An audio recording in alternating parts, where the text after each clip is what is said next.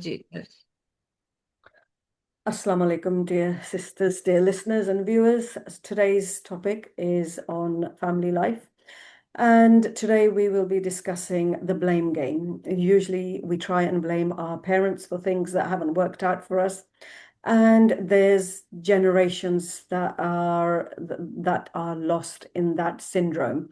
What I would say is the people that we grew up with, the people that came into this country in the 60s and the 70s, and the children were very young or they were born in this country at that time.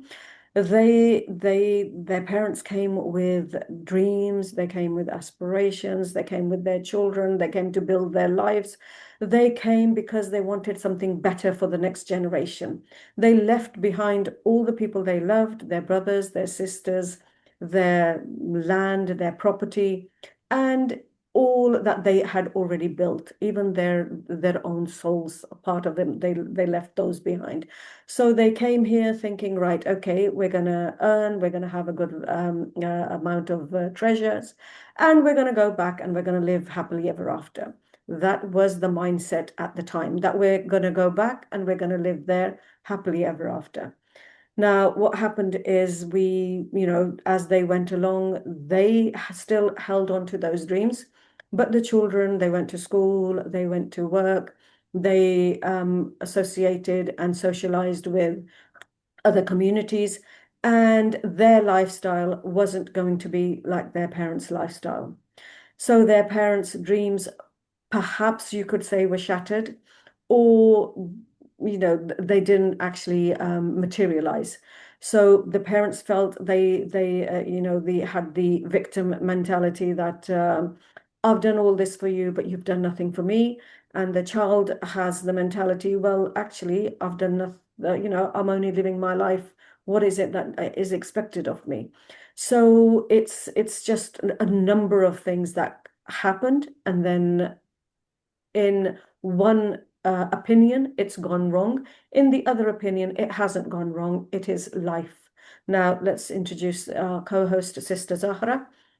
Assalamu alaikum everyone. Yes, today's episode is all about the parenting and the lost generation. We are talking about the people who come first in the other country. It's all about the 1950s, 1960s, when the first lot of the immigrants come here. They come with a different mindset. Their mindset, as this Shena said, that they come in a mind. They come here, they work, they get a good life for themselves and the back home. So let's see in an elaborated way that these people coming here, they are not very much of educated, or they are not very much of the awareness of the language. Or even though if they are aware of the language, they are highly professional doctor or engineers or anyone, they still bring a specific mindset. They come from a place where they have a values, there where the lifestyle where there is a parents are kind of ruler. They children have to do what they are being told. And now the children who are either come as in a young age here or either being born here, they have the really confused household. In that, why I'm saying that the confused household is that in the morning they go into the schools and the university where they are being taught as an individual, where they are being learning about self-reliance, where they are learning about how to choose things, where they are learning about how to be individual and productive. When they go back home, they come to know that they are just children. They have to do what is being told to them, and they have to achieve good marks, good ranks, be first in the class, be best in the cousins, be best in everything. They have to best in the cooking, they have to be best in the school, they have to best behaving. They never tell them what they like, or even they try to tell what they like, they are being snubbed. Or maybe sometimes they have to be the babysitter of their younger children because both of the parents are working, and this isn't giving them the time to relax or time to think about themselves. And sometimes there is restrictions because, as in if you come in from the conservative families, you are not allowed to mix freely, make friends freely, because there is no French concept of friendships, and you live a lonely afternoons. And these are the all wounds which you are grow up with that, and where you think that, my parent does not raise me well. They told me, impose so much. They are so much bossy. They are so much conservative. They never let me do that. So this is the phrase sometimes when people come into my therapy, they tell me that, my parents did this to me. They never let me do that. And that's why I'm still suffering that mentality. I haven't become the person I want to be, and I'm never being happy, and I'm always being depressed, stressed, or angry, child or adult. So let's see the real life story from Sister Shanaz. Is there something she has been seen or gone through? um, I think with the Asian households, you always have the thing that, oh, ye baad mein kar lena. So when you're young and you want to do things, oh, do it when you're married. When you're Yeah, married and you do things, and they say, no, you should have done it before. So there's never that right time. कि कभी भी, there's never that right time that comes in your life where you can do what you want to do yeah. in Asian households. Now, that generation, as you said, the lost generation, and we often refer to ourselves as that because you were neither Pakistani because you hadn't seen Pakistan, you've never been in Pakistan. In those days, people didn't go to Pakistan for 15 years. Imagine taking six children to Pakistan, how much it would cost. So most people didn't go. The father would probably go by himself, or the mother would go by herself, and the children would stay here with the parents. So I know many, many children that have never been to Pakistan. So they've never been to Pakistan, but they're still Pakistanis, and they've always lived in England, but they're not English. They've always lived in Britain, but they're not British. So it's quite a difficult sort of like a very difficult notion in the sense that you are Pakistani, but there's expectations of you that you are not going to fulfill. Now, growing up at that time, the expectation was that you'd grow up, you'd go to perhaps college. University was seldom, but a lot of people did go to uni. And after that, you will go to Pakistan and you will get married. And it wouldn't even be, I don't even think college was in the equation for most people. So you'd go to Pakistan, you'd get married, and then you'd bring that person over and you'd live happily ever after. This is what your parents told you. And don't forget, when your parents came to this country, 20 years ago, because if you're now 16 and getting married or 18 and getting married, you would have been here for at least, your parents would have been here 20 years. Everyone in Pakistan has moved on. Because I remember when I went to Pakistan and I went after a long, long time, and everyone was modern and with it. And my parents were really simple. My parents look like the villagers, and all those people look as bahir se aaye hain, like they say.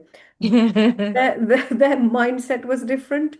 Whereas Yeah. my parents, oh, you can't do this, or you can't do that. And they were like, oh, मेहंदियों पे बच्चियां dance कर रही हैं, गाने गा रही हैं. And my parents, you would never have that. कि ये भी कोई काम में करना चाहोगा. So when they were bringing their children up in this country, they were still in 1970. They were still in 1960. Whereas in people in Pakistan, they had moved on. They had, their lifestyle was changing. So because they're our parents' lifestyles, all our parents, not just, I'm not speaking of my own personally, I'm just speaking of generally those parents that came at that time, because their lifestyles were very much stuck in the 70s. They went back, and when they came back and they got this spouse for their child, these people had very different views and opinions. These people had very different ideas about how they wanted to live life. So you could have been just a stepping stone, just for them to come to this country and make a life for themselves, which for them is fine because that's their mindset. But your mindset is different. Your mindset was that you have to make things work. You've got to do, what is right. So when everything dies down and that person has left, then this wounded person, like you say, is sitting there feeling sorry for themselves. The victim, developing that victim mentality, thinking, oh, well, my qismat is bad. And no one's qismat is bad. Allah writes your qismat. Allah is the best of writers. So your qadr is never bad. I think it's very, we're very ungrateful human beings when we say, oh, uski qadr kharab hai, uski qismat kharab hai. No, it's not. Allah's the best of writers and He's written your qismat. Your qismat is perfect. The fact that there's these little hurdles in the way, it's to make you a better and stronger person. It's to make you a bigger person. So don't blame, yourself about these things, about things that have happened, and don't blame your parents. They only did what they thought was right. What has always been working for them, they only did that. So you now have this mindset that, oh, it's not worked. It's not worked, but now you can do something that you think that will work, so you can make your life move forward. Then we had the second group of people who are, of course, coming from the same age range as us. They resisted that option. I'm not going to go to Pakistan and get married to someone I don't know. And they stood their grounds. They did not do that. And in England, obviously, we had no marriage bureaus. We had no, most people didn't know each other. Like if people were from Lahore, they didn't want to socialize with the people from Jhelum, or, well, not socialize, but marry, or people from Karachi. It was just that the geography was too big for us to deal with at the time. Now things have changed, but at the time, it was if you marry your daughter into that household, how are you as a family going to maintain that relationship? Now we say, no, let them deal with it. They can have that relationship. You're only going to see each other birth, death, and marriages.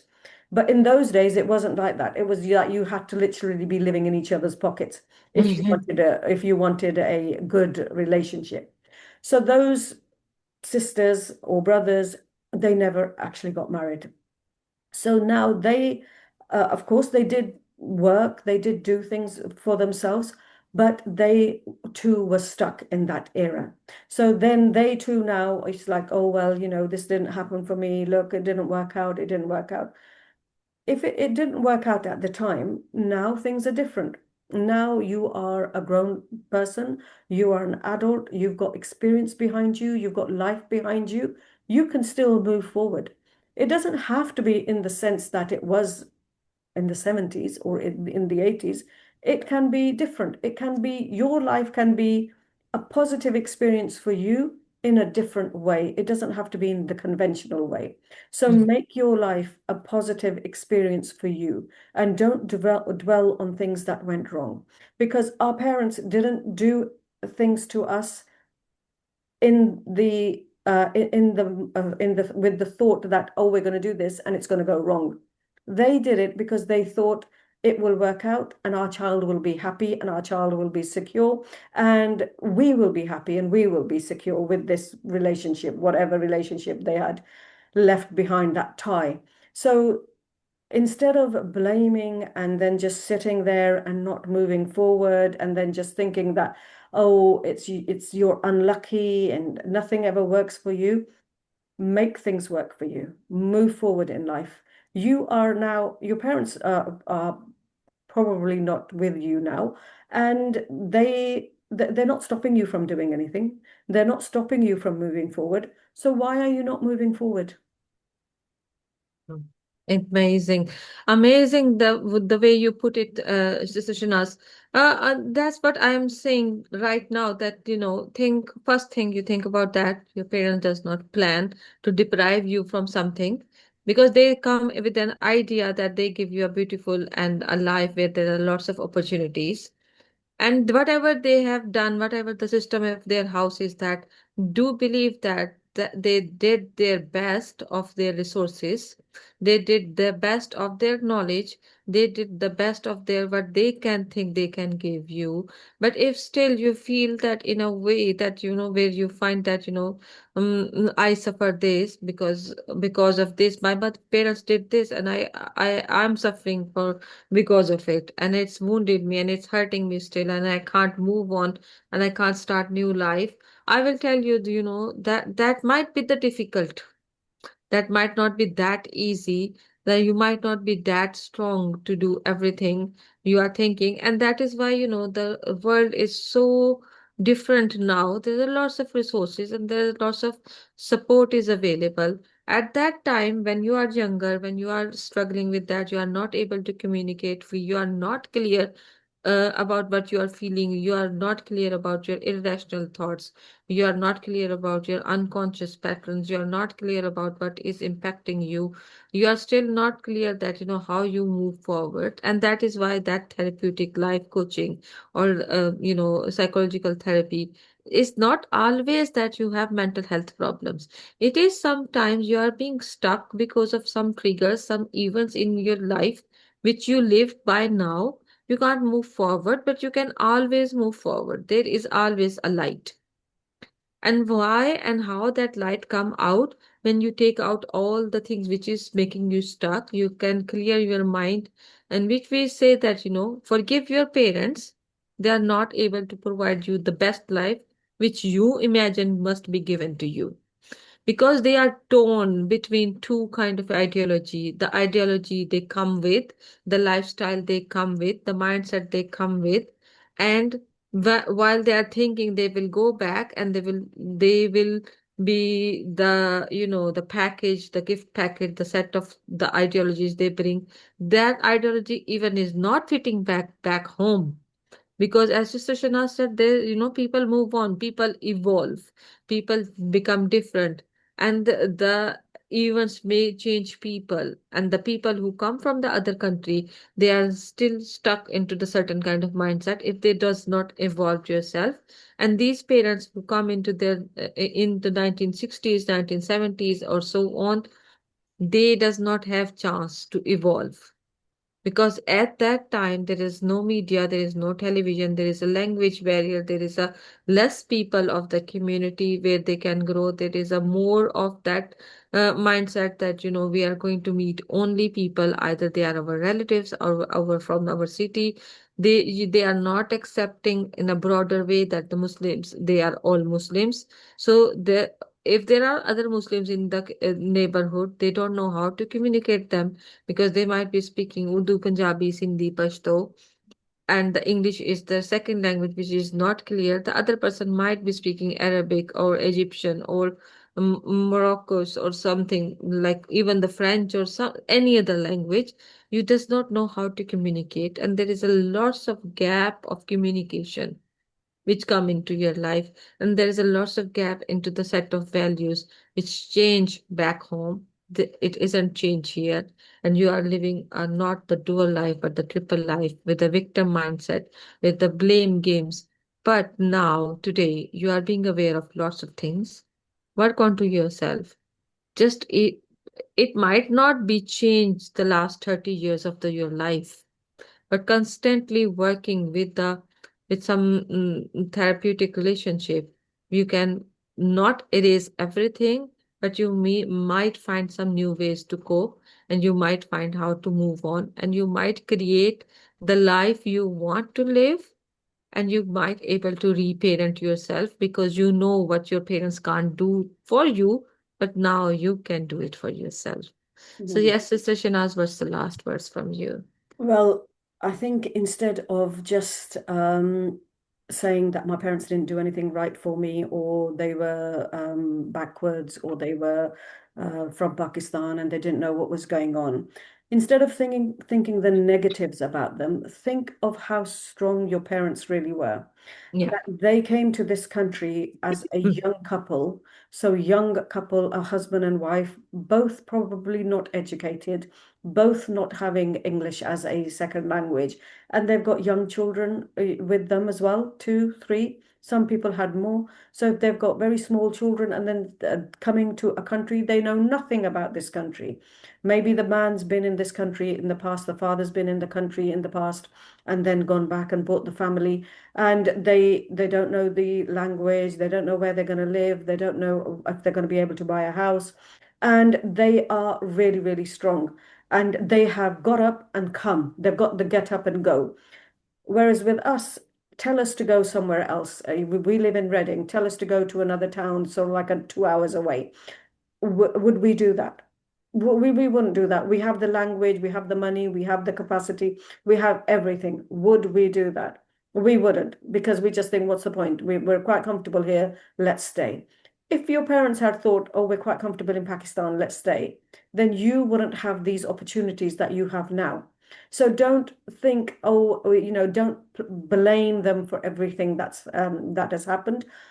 Take some responsibility yourself as well, and your life is your life. So whatever has happened in the past and you reacted or couldn't do anything about it, now you have the freedom to do what you please. So build your life now.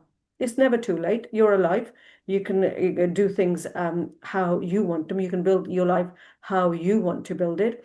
So do it now instead of blaming other people and feeling sorry for yourself, having that victim mentality. Don't be a victim. Be a positive person. Be a person who can build their life. And then sort of like, think, well, okay, so that all did happen, but it actually made me who I am. It helped me build myself. Be positive. Yeah. Amazing, amazing. Thank you very much for listening to us. Try to please comment or just follow us onto the Facebook and reach out if you want anything or if you have any story to tell. We will tell your story here, what happened with you. And if you want to sometime join us in our episodes, do let us know. We will see if how could it be possible. Thank you very much and take care, Allah Hafiz. Jazakallah khair. Khuda Hafiz.